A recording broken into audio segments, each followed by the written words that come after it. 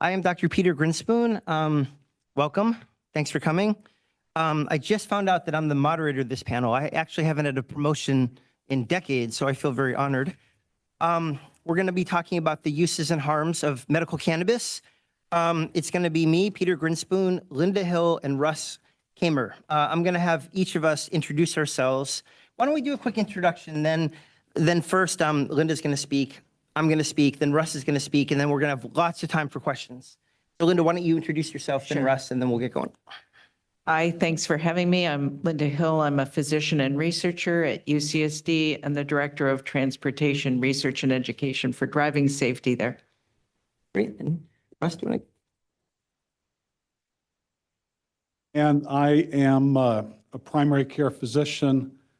And in addition, I'm also medical review officer and part founder of Partners in Safety. We do a lot in transportation medicine. Great. And I'll introduce myself when I start talking because it's all kind of blended together. So Linda, why don't you take it away?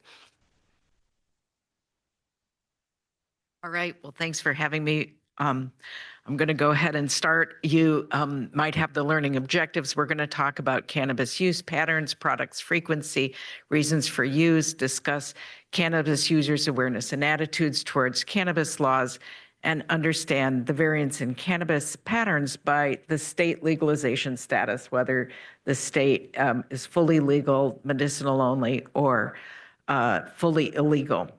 So I'm going to present the results on two studies that we did. The first study is called Impact 64. It was sponsored by our California Departments of Cannabis Control, so it's California respondents only. And the focus was on cannabis users, non-users, and former users, with a focus on the impact of Proposition 64 on behavior. The second study was funded by the AAA Foundation for Traffic Safety and included respondents in 8 states. We chose those 8 states based on whether they were legal, medicinal only, and fully illegal so that we would get the spectrum, and also looked at issues around whether it was decriminalized if it was not a fully legal state. And the focus was more on current users with an emphasis on driving because it was AAA Foundation for Traffic Safety. But in phase 1, we looked at some general issues, which I'm going to present here. In both studies, we interviewed subject matter experts before we deployed a survey that I'm going to talk about and got state-based responses asked about attitudes, belief, and knowledge, cannabis type and use frequency. And in both studies, we had a marketing research group named Quester as a partner. So first, I'm going to talk about Impact 64, which was a study of 5,000 Californians. As I said, we looked at subject matter experts and then deployed a pilot survey before we went out with our full survey of 5,000 residents. Now, in California, as you probably know, the Adult Use Marijuana Act was passed in 2016, but it wasn't implemented till 2018. We also partnered with the UCSD Center for Medicinal Cannabis Research, and my colleague Tom Marcotte is here in the audience. And so in terms of methodology, our partner Quester uses AI to help gather information from respondents. So they answer quantitative questions, but there's also some open-ended questions. So respondents can free text, and you can get qualitative data from that as well. That was really appealing to us. That was one of the reasons that we chose this company to partner with. It allowed us to gather some qualitative data without having to hire many people to interview 5,000 respondents. The other thing about this survey was that we used the California 2020 census, and we wanted to be very representative and inclusive. And that even went so far as to include geography so that we got all the regions, including the rural regions of California. And this study was delivered in Spanish and English. One thing that was really helpful was people started the survey and were asked questions about their cannabis use before they were slotted into the census cells so that we were able to gather information from 15,000 respondents before it was narrowed down to 5,000. And that's the reason that we were able to get the prevalence data I'm going to show you. For this study, current use was defined in the last 3 months, and former use was more than 3 months ago, and non-users were never users. So for California, the prevalence of current use was 37%. 76% had started before legalization and 24% started after. Now, we only interviewed people who were 21 and older because that's what was legal with Prop 64. So 33% non-users and 30% former users. When we asked the 5,000 people who ended up responding to the full survey more questions about their cannabis use, they told us that 67% of them had started at age 24 or younger and 33% at age 17 or younger. Most were using flower at 56% and edibles at 50%, but there's multiple products being used by the same person, so this doesn't add up to 100. Most people consume at home, but also at other people's homes. And moving on, the reasons for use, people were able to self-identify as being recreational, medicinal, or both. Those 37% identified as recreational, 18% as medicinal, and 43% as both. The types of products really changed by age. So your younger user is more likely to use multiple products. You can see the 21 to 30-year-olds are using many products, and there was a statistically significant difference in terms of that use compared to, as we get older, people more likely to use a less of a variety of products and less likely to use vaping and dabbing in the older age groups, although still 24% of 71 and older population are using vaping. So this is the type of qualitative data that we were able to get. We got a lot of quotes from people and information from people about how they thought about their cannabis use. So the medicinal and recreational group we're talking about before, and I quote, "Before it was legal, I was only able to get a hold of flower and sometimes hash. This would work for more recreational use, but not really for my pain. And once it was legal, I was able to choose other brands." The medicinal-only people also said that legalization opened up a broader range of products and experiences. And the recreational-only people said that I used to smoke marijuana, but I've determined smoking hurts my lungs, so I switched to edibles and drinks. Before legalization, smoking was mostly what you could do. So we found something very interesting with the older adult. They ended up with this sort of bimodal pattern. So I just told you about the age where people started in the overall group, but in the 65 and older group, there was this 25% of people who started using after the age of 62 when you just look at that group. And again, 75% of them had started before Prop 64.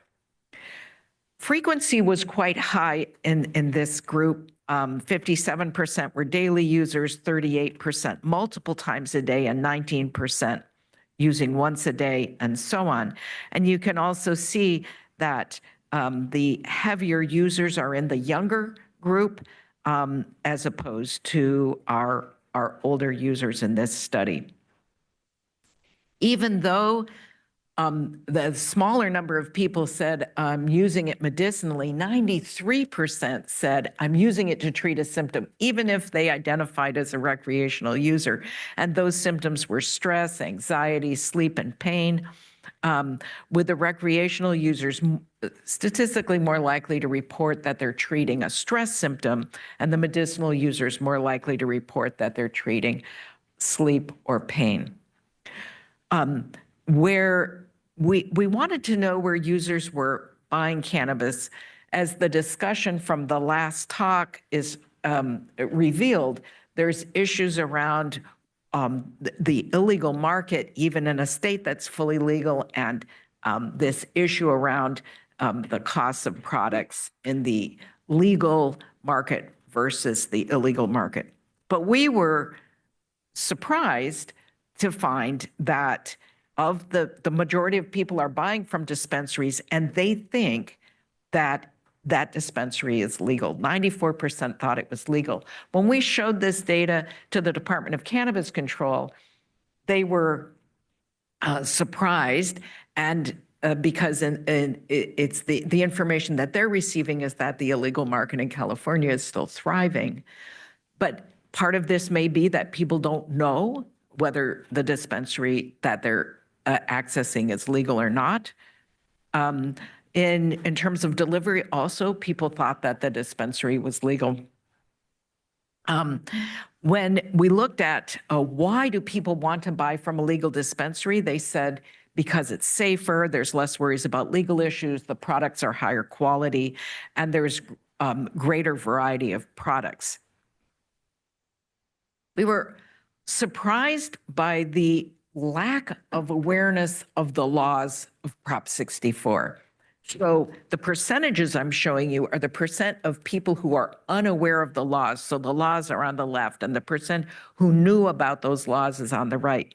So, for example, 59% didn't know how much you could transport. 38% didn't know that the driver or passenger can't smoke in a moving vehicle. And 27% didn't know you could get a DUI for being under the influence of cannabis. So now I'm going to show you some of the data from the 8-state study. Similar methodology, 21 and older, also use Quester, and we chose the states I'm going to show you based on their legal status. So we chose 2 states that were medicinal only, Florida and Louisiana. 2 states that were completely legal, Michigan and Oregon. Oklahoma, medicinal only, but not decriminalized. 2 states that were completely illegal, South Carolina and Texas. And then Ohio, which started out as medicinal only when we started the survey, but as is happening across the country, they legalized use, and that went into effect in the middle of our survey. And we didn't try to do the census of each state. That would have been too complex, but the demographics do rather represent the state that they're from. So you can see the ethnicity varies by state, more reflecting the states. So what did we find? Well, we found similar use to California, and the prevalence does not vary statistically based on the state, irrespective of the legal status of that state in our study. There was some variation in the type of products used by state. So Oregon had more dried flower use, and Michigan had more edibles. Florida had more oils and tinctures, and Texas was consuming more beverages. So just to point out how this graph works, in black is the fully legal, red is medicinal only, and the green is not legal. So when we ask people, are you buying at a licensed dispensary? Clearly, those who live in fully legal states have a higher percentage, but still 42% of people in illegal states believe that they're buying at a licensed dispensary. So they're either mistaken or they're going elsewhere for their product, going to an adjoining state, which is what they told us. And equally understandable is that those states where it's illegal are more likely to buy from friends or family. And then going down to whether they think that their dispensary is unlicensed, that was a very low percent of people, even in the states where it's illegal. Only 6 people thought that they were buying from a dispensary that was illegal, although some people weren't sure. So the the interest in buying from licensed dispensary means that people are willing to drive to other states and purchase cannabis, even if it means driving hundreds of miles. Because we were interviewing in this study 8 states, we couldn't ask about each law, so each law was different. So we asked people, what do you know about the laws in your state? So do you know how much you're allowed to consume? Only 71% did. Do you know the laws regarding possession? Only 68% did. How about the strength in various products that are allowed and the cannabis laws regarding driving? Only 60, in the mid 60s, people said they were extremely or very knowledgeable. Then when we asked people, is your state legal? What do you think is the legality of your state? It was interesting to see that in the states where it's medicinal only or fully illegal, still 38% of people thought they were living in a state that was legal. And in the fully illegal state, 17% thought their state was legal. In flipping down, if we look at the states, when we ask people, do you live in a fully illegal state where cannabis use is not allowed? Nobody in the fully legal states thought that, but only 28% of people living in an illegal state thought that. And everybody else was thinking that it was just medicinal or they weren't sure. We also asked, if you're living in a state where it's not legal, can you purchase cannabis in another state and bring it home? And only 55% of people thought that that was false. And of those who traveled to another state, only 50% of people thought that that was false. So they're doing it anyway. When we ask people, is cannabis accepted in your community? 57% of people said yes, it's quite accepted, and then 5% said no. Then the rest were a mix. For law enforcement, they felt 39% were accepting and 19% against, and the rest was a mix. When we broke that out by the legality of state, it tended to fall into the patterns that you would predict, with it being more acceptable where it was legal, though in all cases, law enforcement was less accepting in the states, but then kind of followed a predictable pattern. We asked why would people not be accepting or of cannabis in your community, and they cited things like it's a gateway drug. We asked people who lived in illegal states, the question is it because it's illegal? They said, we didn't ask the other states that. A stigma attached, they believe it'll lead to more impaired driving. They don't understand why people use cannabis. They think it increases crime. It's not legal for recreational purposes. We only asked those states. And the pattern was similar for law enforcement, except that in the questions, there's a stigma attached to cannabis use, and they believe it will lead to more impaired driving. That was higher in fully legal states and lower in illegal states. So this is how people who are using cannabis describe themselves in the fully legal states, the medicinal state, and the not legal state. And probably the most interesting thing about this is the person who's living in a not legal state says, as an avid user, I take cannabis for the sole purpose of relaxation. I use it several times a week. I don't need somebody regulating me or telling me what to do. I'm aware enough to know what I want and can do. It's my life. These are the side effects that our respondents reported: hunger, fatigue, brain fog, lack of motivation. We're going to talk tomorrow during the driving and cannabis talk about how these side effects influence whether somebody makes the decision to drive after using.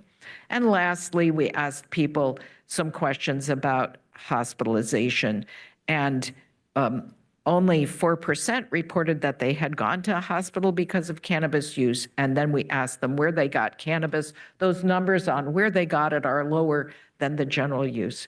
So our takeaways from this part of the study are that the prevalence in our study was not influenced by the legal status of this state. And the majority of users of cannabis are daily users in all states. Consumption starts young. The majority of consumers think that they're buying from legal dispensaries. And though they have general familiarity with cannabis legalization, there's an incredible lack of knowledge about the laws, including whether their state is legal. So I'm going to end there, but I want to acknowledge my partners, including my partner here, Dr. Marcotte, as well as the other people at UCSD and our partner, Quester. Thank you. Thank you to my illustrious colleague, Linda Hill. We'll have time for questions at the end. I'm going to speak, and at the end, Russ Kamer is going to speak. So I'm Dr. Peter Grinspoon. I'm a primary care doctor at Harvard Medical School.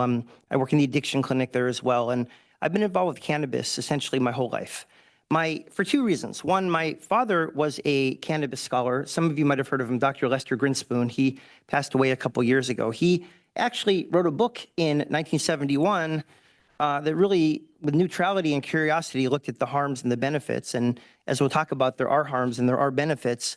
But he came to the conclusion in 1971 that criminalizing cannabis was just the wrong path and was causing a lot more harm than actually using cannabis. In fact, it's hard to think of a use of cannabis for anybody that's more dangerous or more harmful for your health than simply getting entangled with the criminal justice system. So I come from this from a real harm reduction point of view. My dad worked on cannabis reform for about 50 years. Also, when I was growing up, my older brother Danny unfortunately succumbed to childhood leukemia. My parents, in the early 1970s, right when Richard Nixon was gearing up his war on drugs, bought my brother cannabis illegally. And it was just amazing as a little kid to see the effect that cannabis had on my brother Danny. When he wasn't using cannabis, he was sort of lying in his bed, barfing into a bucket by himself. And when he used cannabis, he was able to eat and play his guitar, and most importantly, does play with his little brothers. So from an early age, I sort of had a perspective on cannabis that it could be a medicine. And that really informed me during medical school, where in medical school, unfortunately, I went to medical school in the 1990s, and the curriculum on cannabis was very abbreviated. And it was pretty much like kind of recitation of some of the DEA's main talking points. You know, they dropped sperm count, IQ, motivation, none of which turned out to be true. So luckily, I felt like I was a little bit insulated from the nonsense they teach us at medical school. It's very slowly getting better as doctors become more in favor of it. And I've been treating patients with cannabis for 25 years, more openly in the last 10 years, now that it's legal in Massachusetts, but for 25 years. And I did want to talk about some of the things I treat people with in my clinic. But I also wanted to just, first of all, kind of contextualize all of this in that, you know, this does not have to be a topic that we all beat ourselves senseless over. I think there's a lot of common ground that even both sides, I mean, you know, the very radical pro people, you know, don't believe in any of the harms. And the very anti people, the prohibitionists and some of the really stodgy doctors that are sort of left behind by history don't believe it has any benefits. But in reality, I think most of us can agree that it helps patients with sleep, that it helps people with anxiety, that it helps a lot of people with chronic pain, particularly chronic pain. That's probably the most common thing I treat people with. And that, you know, who would deny a cancer patient cannabis who is just nauseous? And, you know, for chemotherapy-induced nausea and vomiting, cannabis is really helpful. So I think most people would agree on some benefits. And then there are other benefits that are more controversial and that the data is still coming in and they're still debated, but they're legitimately debated. And then most people would agree about the harms. We don't know that it's safe in pregnant or breastfeeding women, and we don't recommend it. Now, you know, as a primary care doctor, it's hard to know what if a woman has really bad sciatica and she's pregnant. We can't just like say, you're pregnant, we're not going to treat you. And the nonsteroidals aren't great in pregnancy. The opiates aren't great in pregnancy. It's a little bit hard to know if cannabis is really that much more dangerous than the other things. But that said, we don't recommend that people use it in pregnancy or breastfeeding. Teenagers, a lot of concern. I think we're going to beat that to death in this conference. I'm not going to go into that, though, except to say that teenage use has been stable with legalization, which is really, really encouraging. Driving, I know we have a whole conference or a whole talk on driving coming up. I just wrote a book on this. It came out in 420 last year called Seeing Through the Smoke. And my assessment of driving is that with alcohol, roughly speaking, I mean, of course, if you use cannabis once a month and you take a huge, huge dose, you're going to be a disaster driving. Medical cannabis patient takes a teeny little bit, twice a day. They have tolerance. They've been doing it for 5 years. They're not going to be particularly impaired. We still tell people not to drive on cannabis. But alcohol was about an 8 times increase in crash risk. And cannabis, I thought, was about a 2 times increase in crash risk. Now, that's not to belittle it or to minimize it.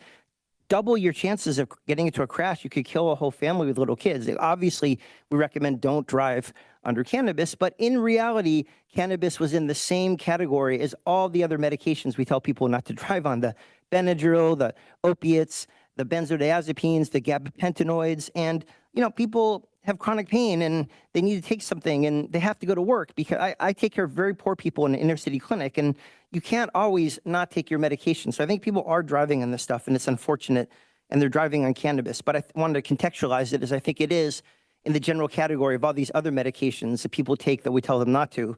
And it's not like alcohol, which is really the most dangerous. Now, the main things I treat in cannabis in my clinic, the main thing is chronic pain, and again, cannabis is not without harms. But whenever I treat anything, there's been a double standard about cannabis, about is it perfectly safe or are there harms? But reality, as a primary care doctor, cannabis is a tool, one of the many tools in my toolkit. Is it more harmful or less harmful? Ideally less harmful than anything else I'd be prescribing. If I prescribe penicillin, 1 in 1,000 people are going to have a really serious allergic reaction. But that doesn't mean I'm not going to give you penicillin for your strep throat. It means when I'm treating you, penicillin is the least dangerous option. And cannabis is often the least dangerous option for many other conditions. You look at chronic pain, right? Nobody wants to be on opiates. Doctors are afraid to prescribe them. They're constipating. They make you dizzy. They're addictive. So we try to avoid opiates. Of course, if it's very severe chronic pain, you have to use opiates. It's inhumane not to treat chronic pain, but we try to avoid them. Tylenol doesn't do anything except, destroy your liver. If you really have chronic pain, Tylenol is not going to do the trick. Non-steroidals, over-the-counter, people take them by the handful year after year, decade after decade. But, 10,000 people a year die from non-steroidals, die from heart attacks. And then you look at all the people who have bleeding and ulcers. And then in my primary care practice, I see so many people in their 50s, 60s, 70s whose kidneys are just been destroyed by the non-steroidals, the ibuprofen, the naproxen, the Aleve, the diclofenac. So you have to wonder, if you were to use a small dose of THC with some CBD to help with this kind of chronic pain over the decades instead of non-steroidals, how much kidney damage could we actually prevent? It's, in terms of harm reduction, it's really astounding.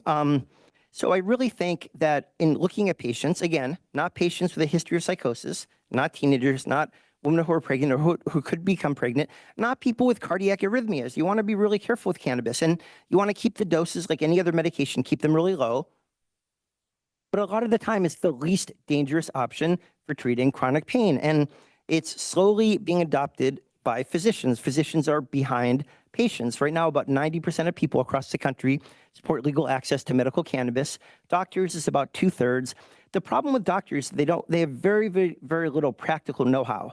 And, their polls were 50, 60% of people want to get their information from their doctor, but only about 3% of them actually do, because the doctors don't know anything about it. So one of the things I've always been interested in is educating doctors, getting them up to speed. Even if you're a physician, even if you're against cannabis, you need to have be able to have a neutral, non-judgmental, non-stigmatizing conversation with them, or the patients will just clam up and won't talk about it. That's true for alcohol and for other drugs as well. We need to really be able to talk to patients. I think with legalization, it becomes a lot safer. Everything becomes safer. Now, legalization is not completely without harms. More people use cannabis with legalization. Cannabis, a certain percentage of people become addicted to it. More people are going to get addicted. If more people are using it, a certain percentage of people are going to be irresponsible and are going to drive after using cannabis. So legalization, not without its harms. But the criminalization of cannabis, and again, I go over this in extreme detail in my book, never had anything to do with health and safety.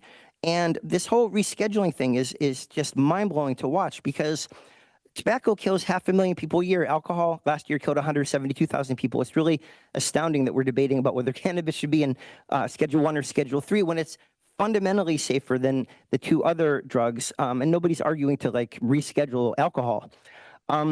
I think that when you legalize, you have a lot more control. I mean, just the keynote speaker before us, they can do recalls. You can't do recalls if it's in the black market. You have much more tax money to spend on educational programs. So I think that legalization really, really makes it safer. And again, it's hard to even imagine, even a pregnant woman, it's much worse for her to get arrested and to lose her kid than to use cannabis, even though we don't recommend that pregnant women use cannabis. So the criminalization is like the lowest common denominator. If you're addicted to cannabis, it makes it worse. Then you have an addiction and you have a criminal justice entanglement, and your situation gets worse, not better. You get stuck in drug court, or you get stuck in front of a judge, and it just makes everything worse. When you get arrested, it impacts your housing, your education, your employment prospects, and it's literally the wrong way to go. And it's just so interesting reading the New York Times last week that Richard Nixon, in these tapes that they dug up, said that he didn't think cannabis was particularly harmful. I mean, it's so infuriating. So the person who orchestrated the war on drugs didn't even think it was harmful. I also want to point out, in just closing few minutes, is that you have to, if there's one topic where you have to disentangle the social history from the science, where you have to look at them together, it's with cannabis. Because for the last 50 years, the government only funded cannabis research that showed harms. It didn't show they wouldn't fund anything that showed benefits. To get any funding as a cannabis researcher, again, you had to show a drop in something. You had to show a drop in sperm count, IQ, motivation. They simply wouldn't fund. So that sort of put a finger on the scale to magnify the harms. Again, the drug war really influenced the science, and it just wasn't really credible science. So we really have to look at what we think we know about cannabis all the way back with a grain of salt, because it wasn't done in a neutral fashion. In the same way that the FDA just rejected MDMA-assisted psychotherapy because the researchers were too pro, they couldn't contain their enthusiasm, and that spills over into the science. With cannabis, the researchers, by design, were very against it. And then a lot of the research that we've done is on smoked cannabis. And you just wonder how many of the harms we're finding, if they tested edibles, or tinctures, how many of the harms would actually show up. I mean, for example, in the 2017 study, National Academy of Sciences, Engineering, Medicine, they said cannabis was associated with low birth rates if you use it when you're pregnant. Now, associate is a loaded term, because, these women are poor, more likely to be poor and to use tobacco, et cetera, et cetera. So you don't really know if the cannabis is causing the low birth weight. And you can't take 1,000 women and give them cannabis and 1,000 women and give them placebo and see if there are more birth defects. That's not ethical for us. But the National Academy of Sciences said, we don't know how much of this association with low birth weights is because of the smoked cannabis, the combustion products. No doctor recommends that people smoke cannabis. I mean, if they're dying of cancer, sure, you can smoke cannabis, but you certainly get the tar, the benzenes, the polycyclic aromatic hydrocarbons. And so again, they need to do research on cannabis that isn't smoked. And virtually all of the research in the last 50 years is on smoked cannabis. So you have to look at it with a grain of salt. Virtually all of the cannabis research done in the last 50 years was on illegal cannabis, unregulated pesticides, heavy metals, sitting in someone's basement for 3 years, gathering mold. So we really, really need to study cannabis that is legal. And I think if we study cannabis that is legal, cannabis that is non-smoked, if we study it in a neutral, curious manner, not during the drug war, let's show that cannabis is harmful. But if we really said, is this helpful? Is this harmful? It's going to be a lot more helpful. And it's just going to make us have a lot more, again, common ground on cannabis, because the science is going to be better. I mean, one of the products now is that if someone's curious, if they're new to cannabis, if they're a 70-year-old patient who has really bad rheumatoid arthritis and can't take nonsteroidals because they're on a blood thinner and doesn't want to be constipated on opiates, if they're looking into cannabis, the problem is any aspect of cannabis that you look up online is going to have two diametrically opposed answers. And it's really, really confusing to people. So I think it's harming people that there's so much confusion about it. And I'm very grateful for this kind of conference for helping us all get in the same page. And I think this kind of conference is particularly important because there's so many very different shareholders in this issue. And I think the goal is to urgently educate doctors and nurses so they could have sensible, helpful conversations with patients.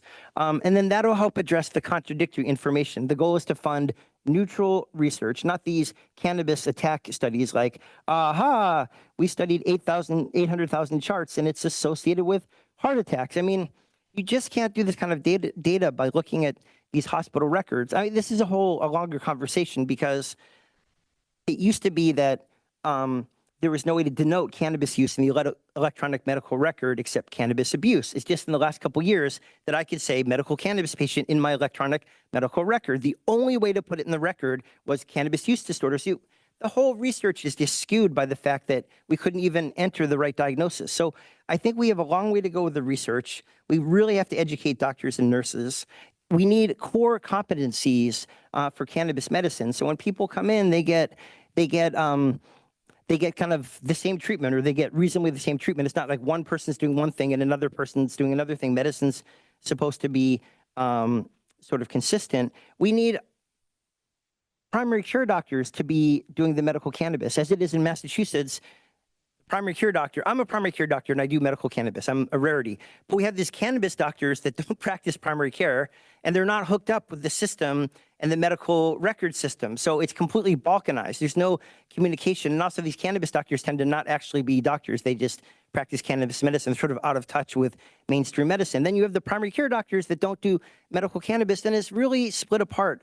And we need to make it all connected together. I think if the primary care doctors do the medical cannabis, they know what other medications the patients are on, what their allergies are, what their socioeconomic situation is, what specialists they've seen. So we have a long way to go, and I'm out of time. So I'm going to say thank you very much, and I'm going to introduce cede the microphone to Russ Kamer.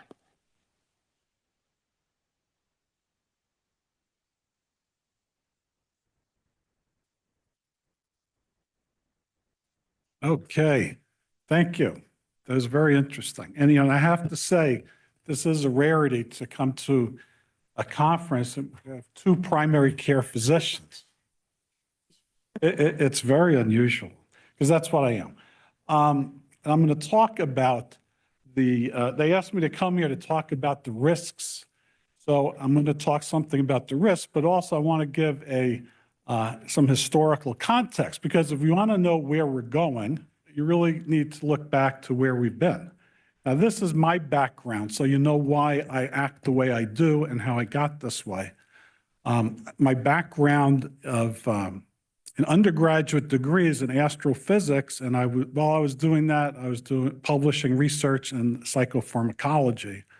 And then I did become a doctor, practice primary care medicine on my own. I'm a solo practitioner. I'm not part of any groups. I got involved in drug testing and sports drug testing through the testing with the NCAA, National Collegiate Athletic Association program, and then into the Olympic program. After that experience, I did co-found Partners in Safety, which is an occupational medicine organization. I say transportation medicine. We do a lot of physicals and drug testing on drivers. Most of the school bus driver, we're based in White Plains and Middletown. We're in New York. We have a lot of contracts with the city of New York. Anyway, and throughout my career, so I have reviewed hundreds of thousands of drug tests. So let's go back in time to 1885 Vienna, and a young physician by the name of Sigmund Freud. He wants to make a name for himself. He hasn't discovered psychoanalysis yet, but he did find cocaine. And he wrote this treatise called Über Coca. I know what you're all thinking. Wouldn't that be a great name for a delivery service for cocaine? But it's actually a review article and his personal observations. And in it, he says how he experimented on himself some dozens of times, really a lot more. He became addicted, heavily addicted to cocaine. And he found that it was useful for a number of conditions, including opium withdrawal, treatment of alcoholism. He also added that it was very good in the treatment of syphilis. And of course, it's less harmful than alcohol, which is a common refrain of any new drug. He prescribed it to patients who also became addicted to cocaine. Now, one beneficiary of the cocaine explosion was Merck Pharmaceuticals. As you see here, that from 1883 to 1886, their production of cocaine went from under a pound a day, or a pound a year, excuse me, to over 150,000 pounds of cocaine. 1886, that's the year after Sigmund Freud's treatise. Psychedelics, as we heard, and as you know, was in the 50s and 60s, psychedelic assisted psychotherapy was in vogue, and Dr. Humphrey Osmond, another psychiatrist, experimenting on himself, and then had some patients, famous patient Aldous Huxley, the author of Brave New World and Doors of Perception. It's interesting, again, what was one of the big treatments, reasons to use it? Well, treating a person with alcoholism, where you might have, in one case, a person stopped immediately. I don't know if that tabs of acid then, but one tab of acid, and the person stopped drinking. So again, and on the upper left-hand corner is the, let's say, recreational blotter paper, and on the right upper corner is pharmaceutical. Sandoz Pharmaceutical Company, Switzerland, was in on that. Now, those studies back then, that was just, like those are case studies, anecdotes. And now that it's come back into vogue, we actually have randomized controlled trials. And one thing that I'm going to agree with Peter, not totally, but almost totally, is these kind of retrospective studies. You mentioned something like reviewing a bunch of records that doesn't tell you anything. Okay. All right. It tells you something, but it's a lower level of evidence. Now, our statisticians, data science, the data scientists look at these. Well, this is where my bias in the background, astrophysics. Astrophysics is a science. Data science is not a science. I just had to get that out there. But the number one way, if we want to know something, is a randomized controlled trial, right? Half the people are randomized to the drug, half are randomized to a control. And you need to have it in a double-blind fashion, meaning the subject doesn't know what they're taking and the researcher doesn't know what they're taking. This is to avoid bias. And sometimes it's very difficult, especially in a psychedelic trial where most people are going to guess what they're taking, and the researchers are all going to know what they're taking. Which makes this even more interesting, because after this trial, which was a very positive trial, NYU, not to be confused with New York Law School or New York Medical College, where I am on the faculty, but NYU Medical School down here in Manhattan, they were very happy with their results, and they had a press conference not only to announce their results, but they brought two subjects from the trial. And one of the subjects talked about how it changed his life. One dose of this was psilocybin, and he decided not to drink. The only thing that the journalists found when they went there, that person who was cured, he was on the placebo.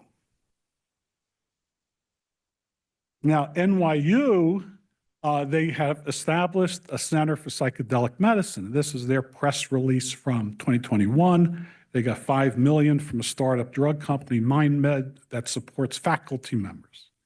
And they're getting good return on their investment, that they're putting some studies in front of the FDA, MM120, which is LSD, and they made sure to get a patent on their delivery system.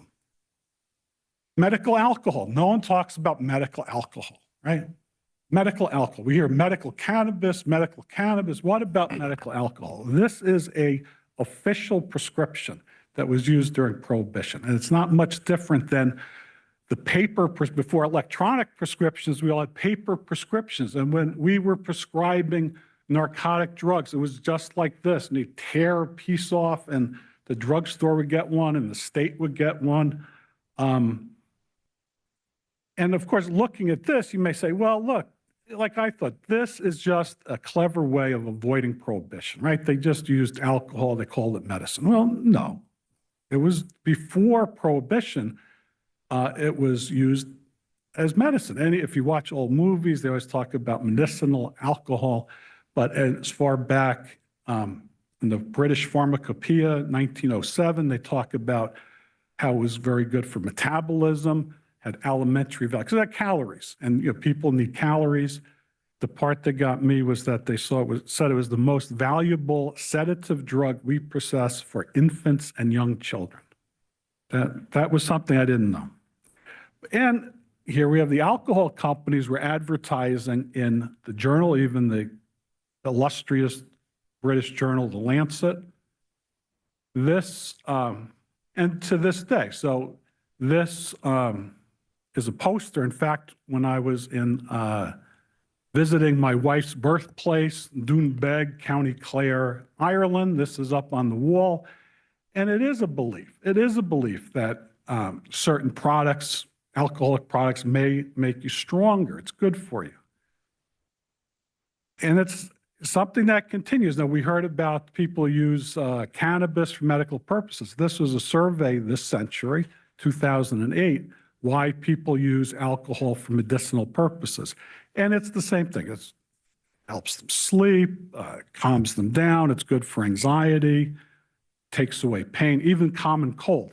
Now, the common cold part, I'm going to tell you, 1968 or 69, there was a Hong Kong flu pandemic. And I was young, but I remember my parents drinking a combination of whiskey and orange juice. And this was supposed to be to ward off the Hong Kong flu. Now, look, even as a 10-year-old, I knew it was just an excuse to drink. But early in my career, and Peter probably knows this, we used to think, I mean, I'm a little older than he is, but we used to believe, it was the common belief, 1 or 2 drinks a day was healthy. That was now, no, 0 drinks are healthy. But we were, this was a common knowledge because it helped to keep the artery, keep atherosclerosis from building up. But that was the common way of thinking. But that's all gone. No alcohol is good for you. So let's turn to cannabis. This is a very good paper. I like this paper because it's very simple. All the author did was take existing data that's collected every year, and he published it to show that the daily or near daily use of marijuana is now exceeding the daily or near daily use of alcohol, right? The green line, the green dots is people who use marijuana daily, and the orange triangles, alcohol. So the other interesting part of this is that it's not that cannabis is replacing alcohol. In fact, they both tend to move together. If you look at the decade of the 80s, just say no, people may laugh, but the use of drugs and alcohol declined. And then in the 90s, we see the start of the increase of both marijuana and alcohol, though cannabis recently is exponentially going up. What about some of the risks? Now, you're going to hear a lot about driving. There are true lies, right? What's a true lie? True lie, something it's true, but it's deceiving, it's used in a deceptive way. So, and I read these all the time, and I have to say, I get annoyed, right? So one of this is the common finding, THC administration, after THC administration, subjects drove significantly slower. This is a repeatable finding. It's reproducible. It is true, 100% true. But you have to know what the word significant means. Significant in this context means statistically significant. statisticians use words differently than normal human beings. Statistically significant means that it didn't happen by chance. Doesn't mean the magnitude, it doesn't mean how meaningful it is. The second part, and then the second part of this as well, the subjects seem to be aware of their impairment, and this is why they're driving more slowly, which is really a supposition. So what's the real story? And I've looked at a few studies. Now, it's hard. They don't really tell you the difference in the miles per hour. You have to read the study. You have to read the methods. And in preparing for this talk, look, I found one very quickly. Leafly, drivers high on edibles stayed in the slow lane. Study finds. Okay? So now you got to click to the paper. If there's luckily this was open access. Then you got to read the methods section. Because if you just look at the results, the authors say cannabis edibles produced a decrease in mean speed. Okay. They don't really say the speeds, but if you got to go through the paper, look at this is the table. You have to get all the little abbreviations. MS means mean speed. And you'll see the bolded number under 120, which is 120 minutes after ingestion, 79.8. That's kilometers per hour. So there was a 1.8 kilometer per hour decrease in speed, and in English, that's about 1 mile per hour. And that's how most of these places, it's 1 mile per hour, maybe 2 miles per hour. Right? So that was significant. It's statistically significant. Is that meaningful? No, no. 1 mile is not meaningful. And in fact, the most common problem with drivers under influence is speeding. These are headlines of 3 deaths. Speeding is still the problem because 125 miles per hour, whether you're going 124 or 126, it really doesn't matter. Now, are they aware of the impairment? Because that's the other part that always comes back. Oh, these drivers must be aware of their impairment. That's why they're driving more slowly. And that's in the simulator. They're driving more slowly. Dr. Marcotte, and I put this in, I didn't know he was going to be here. And his study found, doing this study in the simulator, that yes, okay, right after smoking, if you look at the results, that there was a hesitancy to drive. However, in an hour and a half later, over 2/3 of the people said they're ready to get behind the wheel, even though their performance objectively was no better, right? So these people are impaired. They're very impaired. 2/3 of them want to get behind the wheel. And this brings up a point of the difference between buzzed and impaired, right? When people are feeling the buzz, yes, they may feel impaired. They feel that they don't want to drive. But as the buzz wears off, they're still impaired. So the driving commercials now, the public service announcements, they may say, don't drive, buzz driving's bad. It's a good message. However, it doesn't go far enough because they're still impaired. What about levels? Okay, here's another, this is a common, and this is a quote from a news article about this woman who crashed. Her level was 8.1 nanograms. And then 2 sentences later, it says THC can be detected in the blood of daily cannabis consumers for up to a month after last use. All right, so that's true. It's true it can be, but only in the most dedicated users, and it's a fraction of a nanogram, if that, right? So 8 nanograms, it's not going to be there after a month. It's not going to be there after 2 weeks. It's not going to be there after a week. So that's a non sequitur. It's misleading. And then the second part, which is another confusing issue, is THC in your blood has no correlation to impairment whatsoever.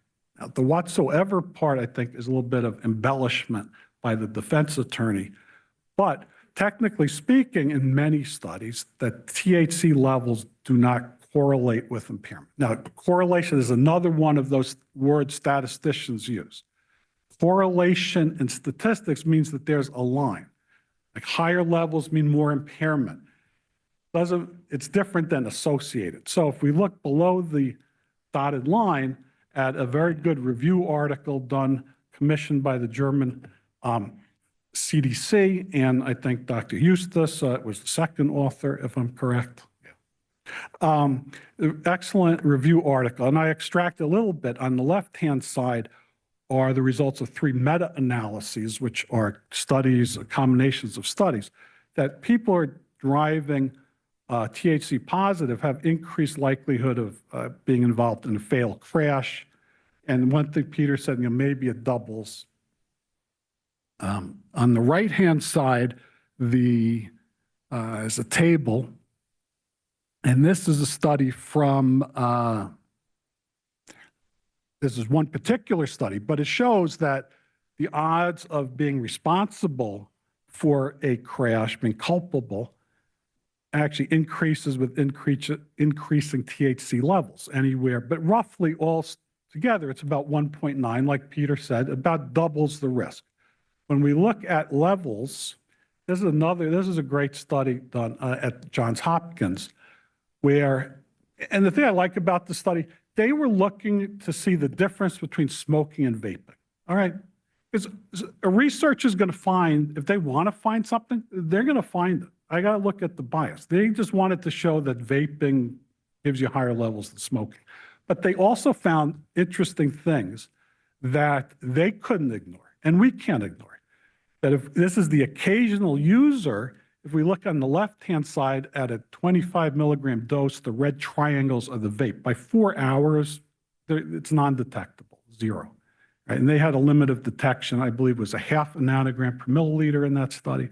On the right-hand side, if you look at divided attention task, the top line, the dark line, shows impairment to a divided attention task, 25 milligrams. And the problem with their impairment, it persists past 4 hours, 5 hours, 6 hours, and even statistically significant up to 8 hours. And they could not ignore that. They had to say, look, impairment may persist for hours after THC is not detectable. The other interesting thing, we talk about correlation. Correlation means levels go up, impairment goes up. But compare what happens at a 0.5 hour. It's a 0.5 with 1.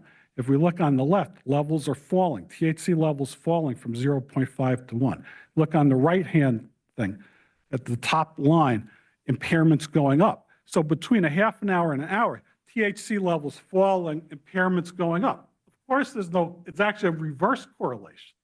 So the fact of the way that THC is metabolized is why you don't get statistical correlations. But it's important to know that there's an association and a risk if you have THC in your blood. There's a certain amount of risk. This is a study of long-term. So even in the chronic user, they have impairment that can last for weeks after last use compared to controls. Again, Dr. Eustace is one of her studies.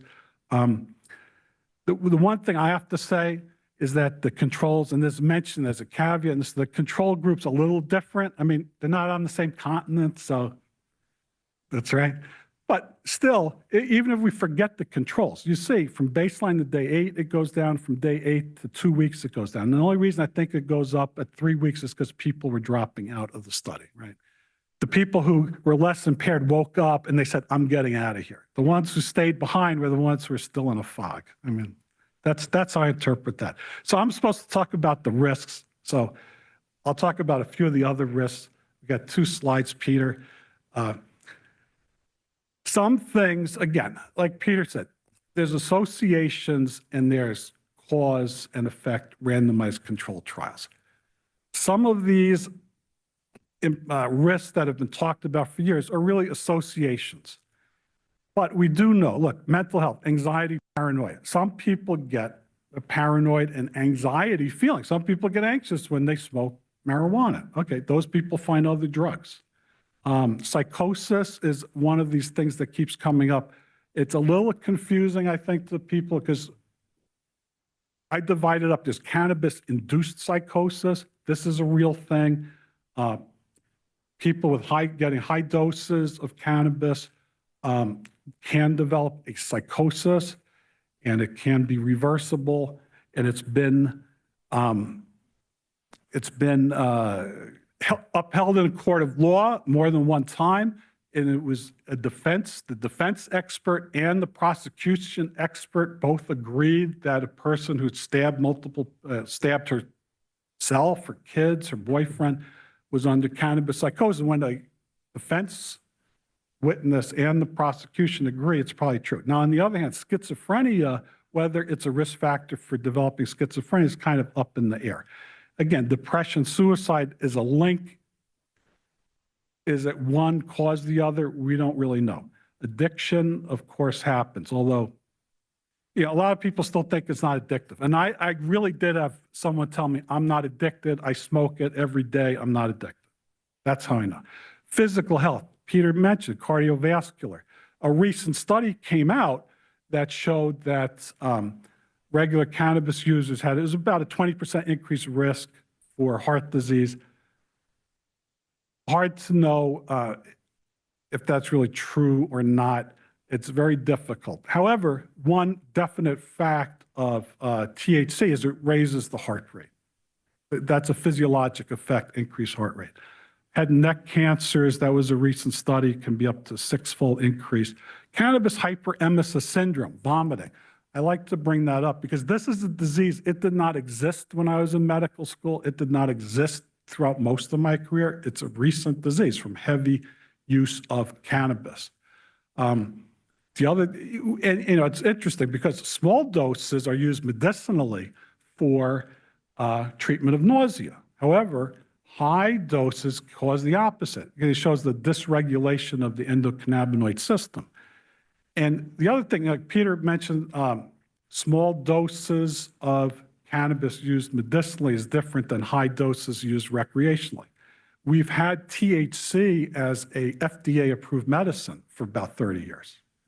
So THC, if you want to prescribe THC, it's been there for 30 years, orally, just like you said, better than smoking. Cognitive impairment, traffic fatalities. I really want to not go over the time. You mentioned brain development, IQ. Definitely that it's not recommended for children. It's not recommended for the developing brain.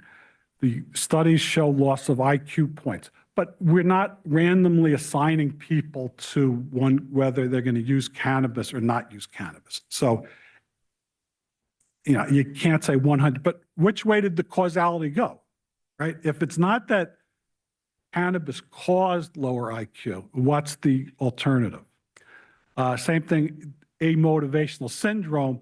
Is it a cause or not? Is it just people who sit around doing nothing are more likely to start using marijuana? In pregnancy, low birth weight is the one thing which is very associated with cannabis use. And look, in all these studies, even though it's difficult to work on associations, there are ways statistically to try to get rid of the confounding variables. The one last thing I'm going to say, because these are numbers that I worked up with Dr. Lee at Columbia. Dr. Hill knows them very well, about how many fatalities each year can be attributed to marijuana use, right? There are studies that show, we have the statistics that there's a 2021, one out of three fatally injured drivers tested positive for active THC in the blood. 1 out of 3. Now, that doesn't mean that was the cause. It just means it was there. And that year is about 42,000 deaths. So this is about 14,000 who tested positive. Now, to know how many of those we can attribute to marijuana, and attribute's just a fancy way of saying cause, but scientists are allergic to saying cause. If the relative risk is 1.5 to 2, and we'll use Peter's number, it doubles your risk. There is an equation that can be done. We can do some equations and figure out how many are actually attributable to marijuana. And it would be about 6,000 if the relative risk is 2.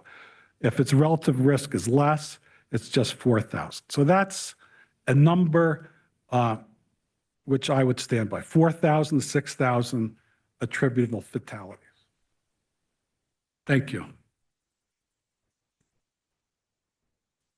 Thank you to my illustrious colleague. That goes to what I was saying about common ground. I was talking about pros and he was talking about cons, and we basically said the same thing. That's impressive. We're open for questions.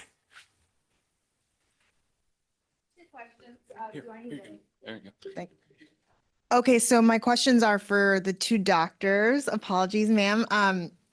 Since I have you for free. We're all doctors. Oh, The two primary free. care doctors. The PCPs, yes. We're all primary care doctors. Oh, okay. Well, good. Questions for all. Have you all seen any insurance implications for any patients that you have that mark down or use cannabis as a medicinal aid? Like health insurance implications? I haven't yet. I mean, there are people that can't use it because of their jobs, security clearance, and so forth. But in terms of health, I mean, it's interesting. Like 2016, there was a study, Journal of Health Economics, and when Colorado legalized recreational cannabis, the rates for Medicare D-spending went down for every single category that you could use cannabis. And this wasn't, with the help of doctors prescribing it, this is just kind of organically. So I think the insurance actually is making out like bandits. If you look at many studies that show cannabis is lowering chronic pain patients using opiates, is lowering insomnia patients using Ambien. The insurance companies are making a lot of money from this, and at some point they're going to have to pay for it. But I haven't seen any effect, negative or otherwise, from the insurance companies. I'm wondering if you guys have. No, but one thing is that, look, when we're primary care doctors, we're supposed to take a full history, and, I'm supposed to write down all the drugs that you do. Okay, let me tell you a secret. I think most doctors nowadays do because they feel like they have to do everything you're supposed to.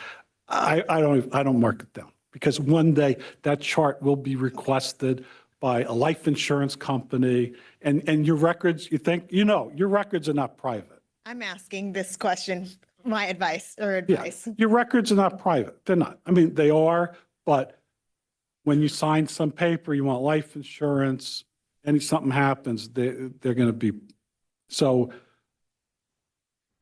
it's a concern. So don't mark it. Well, I used to not mark it. Then I used to mark it in code as it became more accepted, like plus MJ, and hope the insurance company wouldn't figure it out. And now people come in primarily for medical cannabis. Of course, they come in for medical cannabis. You're going to say using medical cannabis for pain. So Right, and look, me and Peter are very alike because we're treating people every day and we go through this. Yeah, and as marijuana is more, it's legal, so, I can write it. But I'm not going to put down that they're doing cocaine, I mean, unless they have cocaine, heart disease. unless they have an overdose and that's what you're treating them for. Yeah. But And my second question is for you, Dr. Peter. You mentioned Harvard, so I wanted to know if you consulted with or if Dr. Andrew Huberman consulted you. He had a lengthy podcast on cannabis use, and it didn't seem very favorable as far as I took it. So I just wondered if he's consulted with you, or he talks a lot about the studies shows, but there's not very many studies. So That I tweeted after I heard that podcast. I listened to the first 5 minutes. Does anybody know what drug he's talking about? And that tweet ended up in a Rolling Stone article. So it's just astounding how I think when cannabis, as you probably gathered from this conference, or people being involved, pretty complicated, and you sort of have to wend your way through all the contradictory studies. And I think when you don't know much about it, like he obviously doesn't know anything about it, zero, you're really dependent on who you consult with. And unfortunately, he consulted, instead of consulting with a whole rainbow of people that can give him all the different perspectives, he just consulted in a couple sort of very prohibition-y people and came out with this awful podcast. He became beaten senseless over it and lost a lot of credibility. And I just think it's unfortunate. I mean, I think that if you're a generalist, you tend to be a little overconfident, and like for some topics, maybe you could be overconfident, but this is such a complex topic. You really have to do your due diligence and get a whole bunch of different perspectives. So I thought that was very unfortunate for him, for everybody who listened to him, for everybody else. It's kind of a miserable podcast. Oh, Andrew Huberman, this famous, neuroscientist, has a popular podcast, and, he does bipolar, depression, all kinds of things. And he did a podcast on cannabis, and I'd say about 3% of it was actually true. It was really embarrassing for him, and he got beaten senseless in the media for it, justifiably. So And he's not a practicing medical doctor, I No, don't no, think. no. So I was taking it as like a medicinal information. And so I was like, this doesn't sound very good. Oh, there's one there. So I had a two-part question for the doctor who spoke at the end. I apologize on your name. I was curious about for the cognitive impairment, if you published your data on GitHub or some general access with the code, the analytical code and the data so that it's public access so I could take a look at it. All right, well, thank you for elevating me to a esteemed researcher. Right, so the cognitive impairment parts, that's not published. I mean, this is just summary of reviewing of literature. So I'm not sure which part we're talking about. Oh, so there's no data that's available that I could, okay, let's move to the second question. So in terms of the traffic fatalities, you've mentioned that there's an increased risk of motor vehicle accidents when drivers test positive for active THC in the blood. And I was just curious, the detail on active THC, because my understanding is that THC is in the bloodstream for a month. So are you saying that at some part in that month, the person may have consumed, or is there some test that says they've consumed just before they started driving? Okay, so thank you. Thank you for mentioning that. So when I say active THC, I really just mean THC. I say active because some people think about, say, urine drug testing. Urine drug testing is the inactive metabolites that stay around longer than the parent molecule THC. Now, as far as THC in the blood, and as you mentioned, and as has been found, that small amounts of THC, very, very small amounts, can be seen up to 30 days in the most vigorous consumers of cannabis. And what was the other part of the question? Now, I don't distinguish between, nothing distinguishes between whether it's like fresh or old. It's So what the you're tests are saying- just for THC.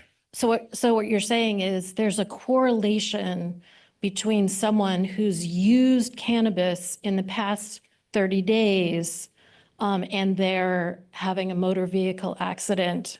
Okay, so that's very good. I'm glad that you said that because, again, having used once 30 days ago, I think I'm pretty safe to say that's not affecting you 30 days later. You know, for a single use, and a single use won't stay there for 30 days. You have to be using, smoke weed all day, kind of thing to be able to stop and 30 days later have a level. So it's not similar to a test where someone's consumed alcohol.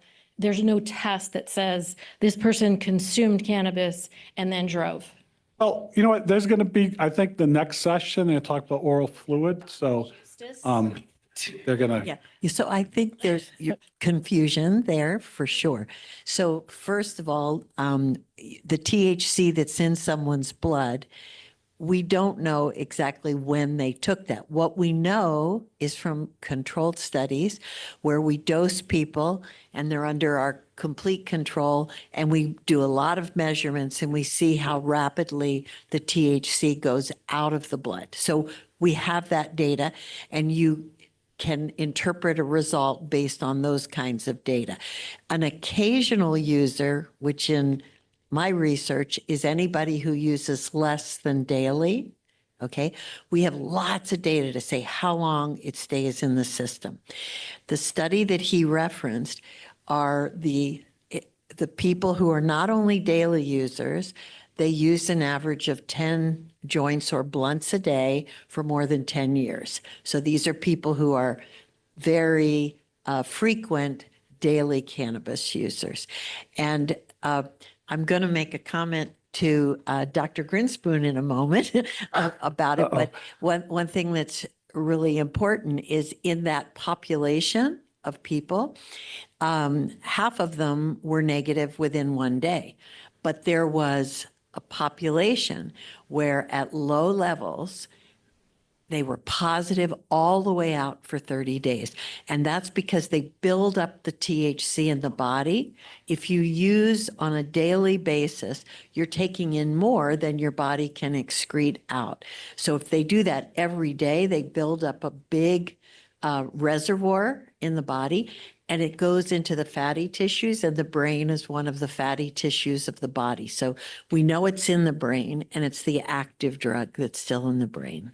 Okay, so I have 3 articles I'm going to give you all about this, and we could talk more. Okay, thank you. Do I get my question? Okay, so I really enjoyed the panel. Thank you very much. From all the survey data that was really kind of amazing to the other data that both of you talked about. So I have to, I have a comment and then a question. And I really feel the need to say, as a researcher over the last 50 years, and having worked at the National Institute on Drug Abuse for many of those years, I think the comment about ignore all past research and that we were only doing the research to find the negative things, I do not think that, we're here to respect each other. And so I don't want that comment to be left without refuting it, because I can tell you in our research, there was no pressure to only do the negative. I'm an independent researcher, but we put out data that made a huge difference to the understanding of medicinal cannabis. I'm a real believer in that cannabinoids have tremendous medicinal pharmacotherapy potential. What we need to do is run the clinical studies to prove they're efficacious. That's what we need to do. In the well-designed studies, we're all talking about randomized, placebo-controlled, and show that they're effective. But for instance, the data that, last name? Kamer, that Dr. Kamer talked about, we came out and said, wait a minute, with impaired driving, there is a population of people that may not have driven recently who have residual THC in the blood, and we need to know that. So there is a lot of research that is supportive and not always negative. So I don't like that to stand that all researchers only could look for negative things, et cetera. But you'd agree there was a bias. I mean, there was a recent article in Science about how the funding for harms was 20 times the funding for benefits. And there was definitely an emphasis on finding harms. And there was because it was intertwined with the war on drugs. Not every researcher, there are a lot of great, ethical, credible researchers, but generally speaking, there was a lot of societal and financial pressure to find and promulgate the harms much more than the benefits. So it was not neutral. And again, there are many, many neutral, dedicated researchers. Okay, and I think a lot was laid for, the foundation was laid for understanding the pharmacokinetics of medicinal cannabis. My question is, in your practice, are you prescribing, and I know you brought up certainly for cancer and nausea and vomiting and others. Are you generally subscribing oral cannabis or smoked, and what kind of doses? And because they've shown, for instance, pain, low levels, and oral seems to be much more effective. So that's how you use it. I absolutely don't recommend smoked unless someone's dying of cancer, the terminal cancer. Of course, they could smoke it, but generally speaking, smoking is not safe. It has combustion products. I recommend a tincture under the tongue, a topical, or an edible. And we really like to start low and go slow. And again, you're absolutely right. Like a puff is like 5 to 10 milligrams, and people start off with 1, 2, 2.5 milligrams. And a lot of times we could take the pain away without necessarily having a high. Still don't want them driving, but you could do it without a high. So we certainly emphasize that. And it's interesting, and some of the research has shown that like recreational users have a decrement in cognitive functioning, and some medical users in some ways do better on some of these tests. And they don't know why, but they think part of it may be more CBD, part of it may be much lower doses of THC. Maybe it's older patients and they're not as affected by the THC, or maybe it's just if people aren't up all night with insomnia or don't have chronic pain or aren't on opiates and benzodiazepines, they can perform a little better. So There are much safer ways to use it and much less safe ways to use it. I don't think any doctors recommend smoking it. Okay, thank you. And to your comment, Dr. Kamen, about, we as ethical researchers would never give drugs to pregnant women. I mean, you tell people don't eat bologna, right? You're not going to give them drugs. But I've been a part of many studies, the ABCD study that I think you referenced, that we're following 11,000 children from 9 or 10 to 19 to 20, not just for drug use, everything, cognitive bullying, everything, but finding out when they start using drugs and what happens with that is key. But for instance, you were saying about low birth weight. We actually had enough women in a study that were tobacco smoking and about enough women who also were tobacco and cannabis smoking that we were able to show that cannabis on its own, because we all know tobacco has serious effects on birth weight, gestational age, et cetera. We were able to show independently that if they also smoked cannabis, we had serious birth weight, gestational age, birth length, et cetera. So there are ethical ways that we can get at that information. Thank you. It'd be interesting to see if edible cannabis did the same thing. Yeah, thank you. Thank you for all the information.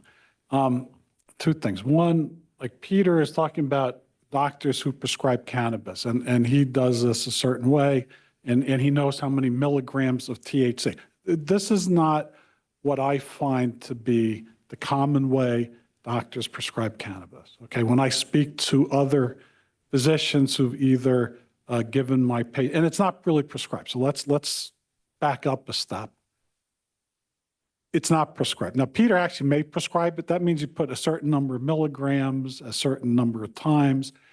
And these are recommendations. You get a medical card and you can go do whatever you want. Now, and I was talking to one doctor in New Jersey about a person doing safety sensitive work.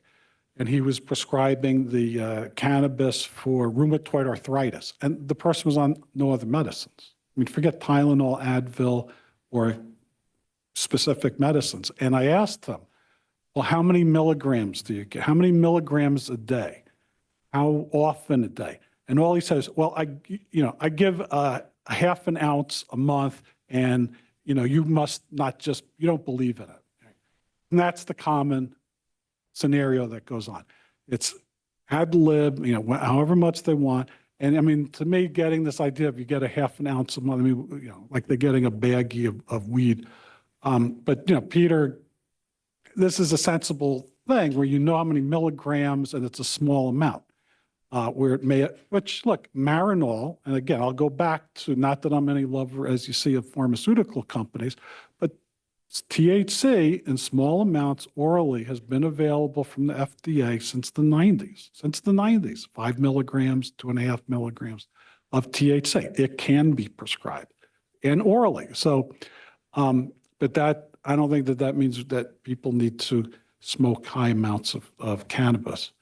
I'll leave that for questions. Dr. Mason, can you give us an example of a recommendation in terms of dosage and frequency for, say, pain? Oh, sure. If someone has pain, and again, cannabis isn't for like severe pain, like broken bone or like metastatic cancer, but for the mild to moderate pain that a lot of us get as we get older and more arthritic, as we get portlier, it helps people. And I would start people on a mostly CBD, 4-to-1 CBD to THC ratio. Remind them that CBD can act like grapefruit juice. So if they're on a blood thinner, they have to be careful of, the interactions.